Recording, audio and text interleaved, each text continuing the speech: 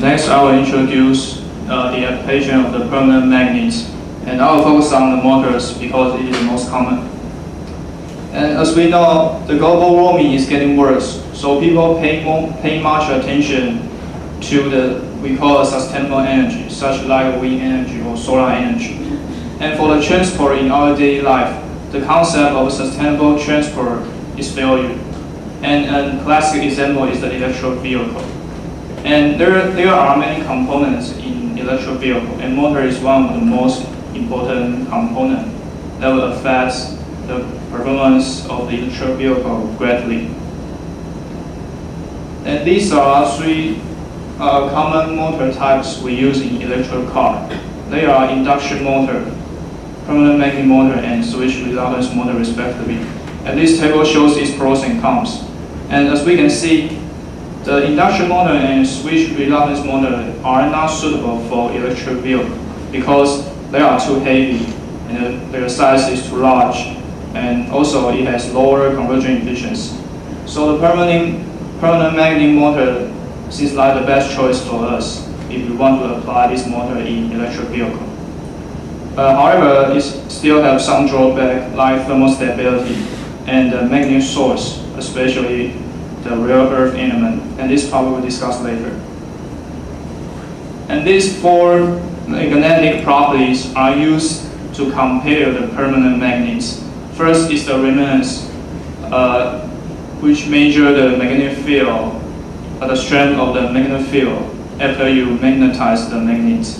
Second is the porosity, means the material's resistance to becoming demagnetized. Third is the energy product, means the density of the magnetic energy.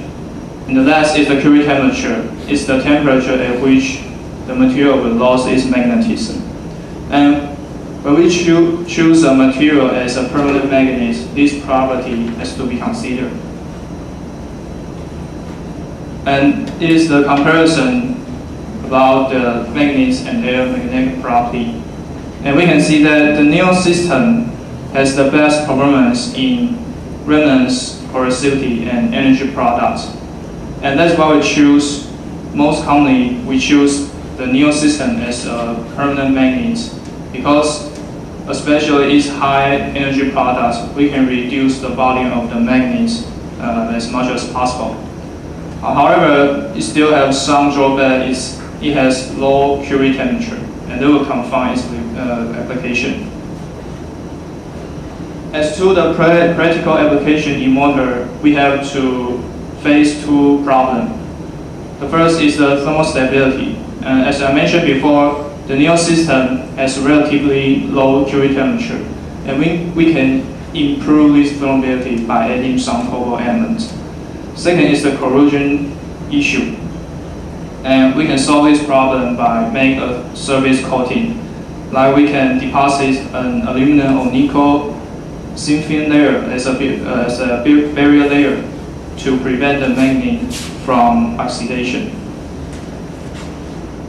And we know recently China reduced its exploitation of the rare earth element, and that's a big impact. So some automakers have to take some strategy to deal with this situation. And generally, we can divide this strategy into two parts: technical strategy and non-technical strategy. For the technical strategy, we have four directions to follow.